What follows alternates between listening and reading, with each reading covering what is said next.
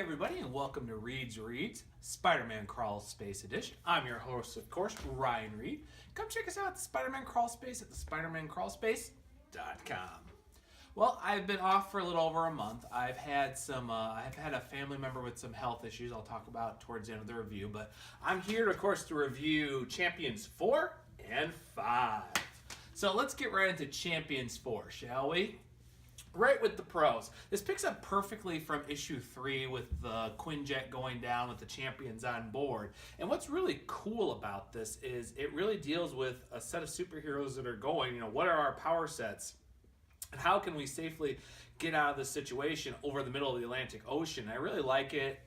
The fact that, the one person that could really help him the best would be Nova. He's got some damage to his helmet, so that kind of causes problems. And Ms. Marvel is along the lines of, I don't shapeshift like I used to, or as I could maybe make a raft and we could float out, or the Hulk saying, well, I could always jump the shore, but if I do that, I'm going to sink the rest of the crew. So it was really, really interesting how they did all that. Same thing with how Viv works with her powers. But I think the really nice twist is they find out that they weren't shot over the ocean due to the country they were in, but it was actually because they crossed an Atlantis security banner, and they basically are trespassing military space. So it leads into a very interesting situation because in a way they violated military protocols, but they're kind of being held against their will over the situation. And how the champions get out of it is actually pretty cool.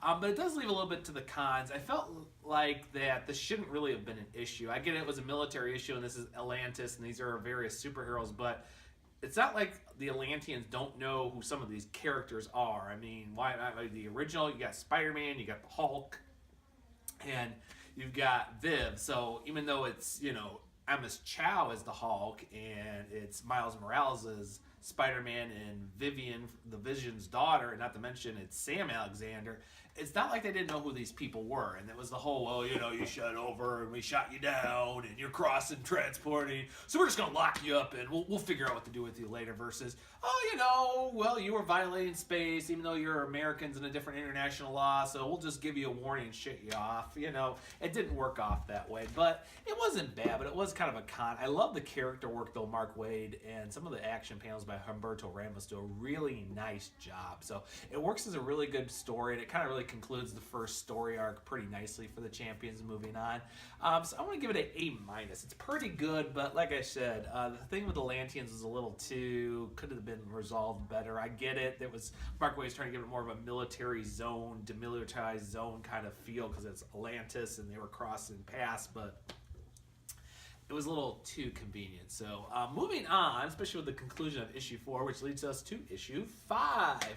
Gwenpool, because you demanded it. Well, yeah, it is Gwenpool.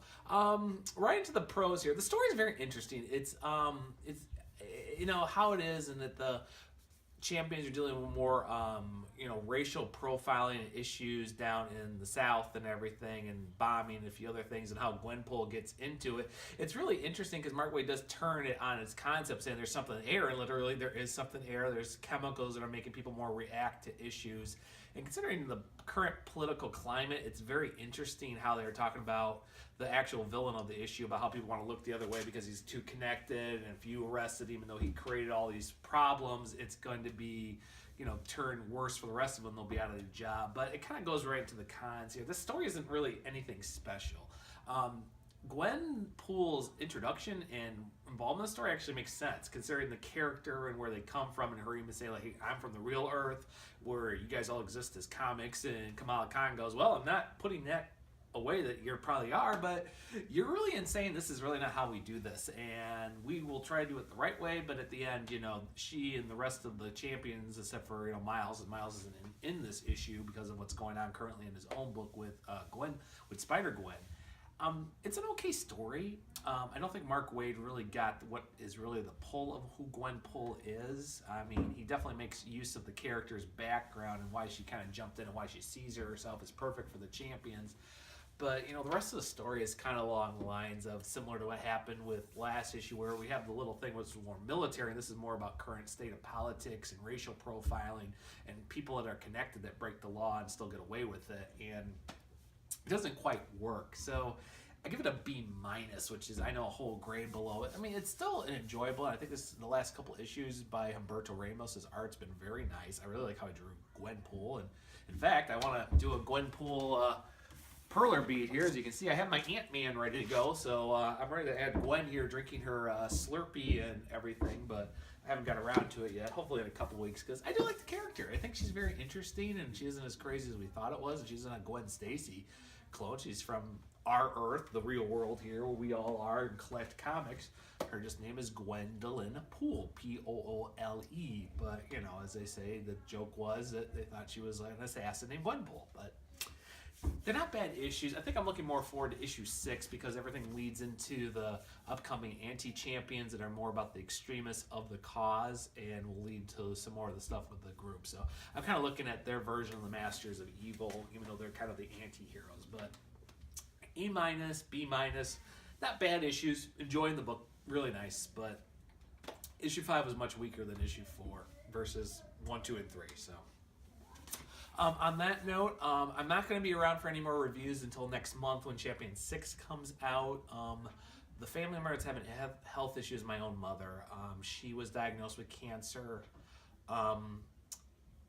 last month.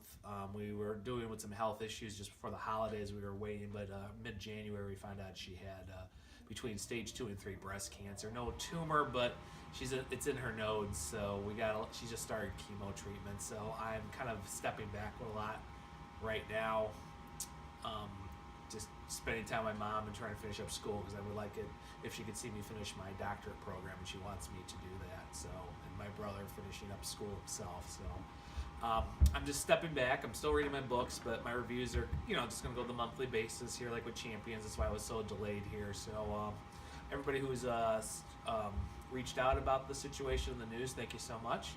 And I'm hoping to see you guys on the crawl space here soon. And I'll see you next month.